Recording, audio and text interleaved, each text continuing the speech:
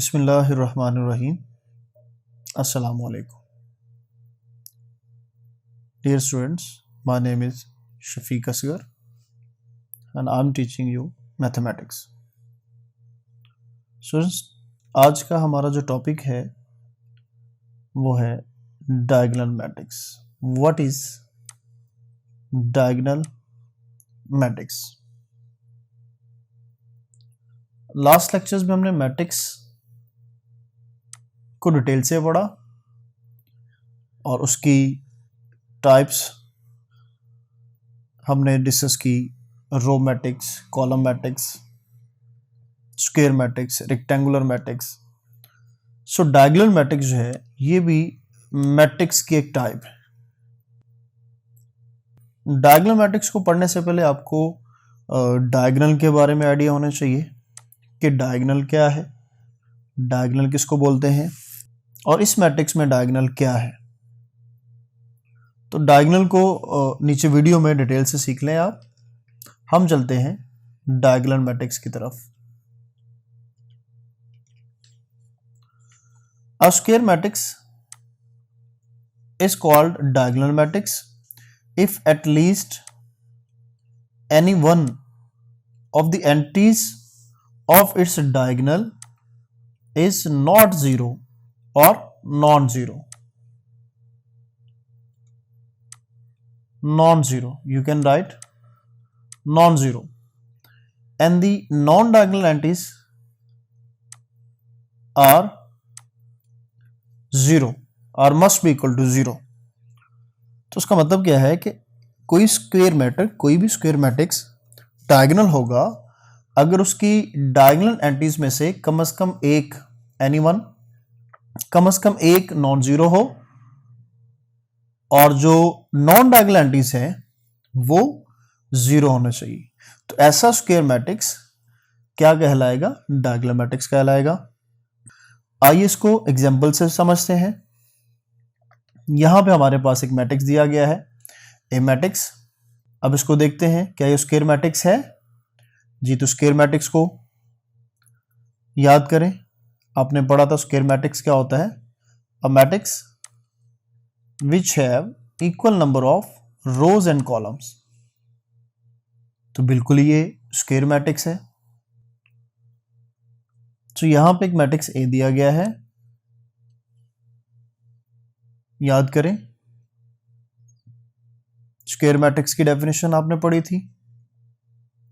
A matrix which have equal number of rows and columns।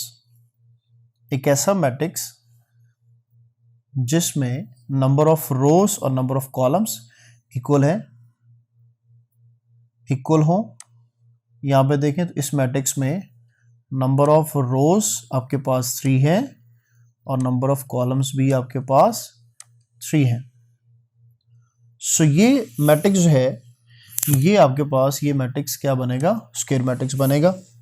तो diagonal matrix की पहली जो कंडीशन है वो फुलफिल हो रही है। उसके बाद हम देखते हैं कि उसकी डायगोनल एंट्रीज क्या है। तो स्टूडेंट्स इसमें ये जो एंट्रीज हैं, ये जो मैंने रेड में लिखी हुई है, ये एंट्रीज जो है वो मैट्रिक्स की डायगोनल एंट्रीज है। तो आपने देखना क्या है कि इन डायगोनल एंट्रीज में से कम एक नॉन जीरो होनी चाहिए। मैं यहां पे एक मैट्रिक्स लिख लेता हूं, डी मैट्रिक्स, कुछ इस तरह का ही 0 0 0 0 0 0 0 0। इधर भी मैं 0 एक दफा लिख लेता हूं। ये मैंने एक मैट्रिक्स बना दिया। आपको याद होगा ये मैट्रिक्स हमने पढ़ा था, इसको नल मैट्रिक्स बोलते हैं। तो एटलीस्ट वन से मुराद कि कम से कम एक, जैसे मैंने इस मैट्रिक्स में भी लिखा हुआ है कि कम से कम एक। मिनिमम पे कंडीशन है, ज्यादा से ज्यादा ये तीनों भी नॉन जीरो हो सकती हैं, जैसे 1 2 3। एंड ऑफ डायगोनल एंट्रीज, ये जो है ये ऑफ डायगोनल एंट्रीज है आपके पास, ये वाली, ये और ये जो एंट्रीज हैं ये नॉन डायगोनल एंट्रीज हैं। तो ये क्या होनी चाहिए?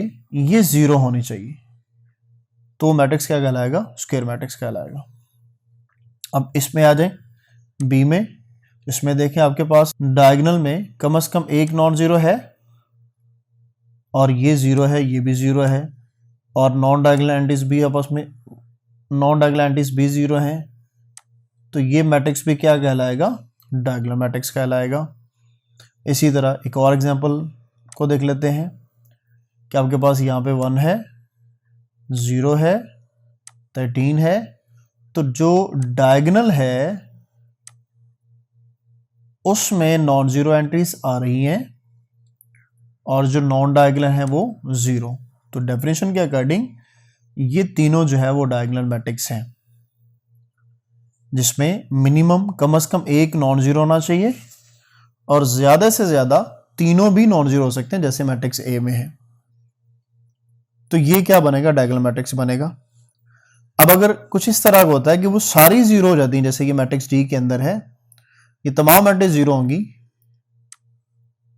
तो ये मैट्रिक्स कौन सा होगा, जी सही सोच रहे हैं आप, ये होगा नल मैट्रिक्स। हम डेफिनेशन इसकी पढ़ चुके हैं। एक और एग्जांपल इसका देख लें, इसकी एक और एग्जांपल देख लें। ए मैट्रिक्स बना देता हूं, 1 0 0 0 2 0 1 0 3, ये मैंने एक मैट्रिक्स बना दिया। इसमें अगर देखें डायगोनल एंट्रीज में तो नॉन जीरो आ रहे हैं नंबर 1 2 3, और डेफिनेशन में भी ऐसे ही था, लेकिन नॉन डायगोनल एंट्रीज जो है वो क्या होनी चाहिए थी, वो जीरो होनी चाहिए थी। तो यहां पे देखें तो नॉन डायगोनल एंट्रीज में से ये जीरो नहीं है, इसका मतलब ये डायगोनल मैट्रिक्स तो नहीं है, ये डायगोनल तो नहीं है। तो फिर ये कौन सा मैट्रिक्स है जी, ये है स्क्वायर मैट्रिक्स। ये जस्ट क्या रह जाएगा, स्क्वायर मैट्रिक्स रह जाएगा।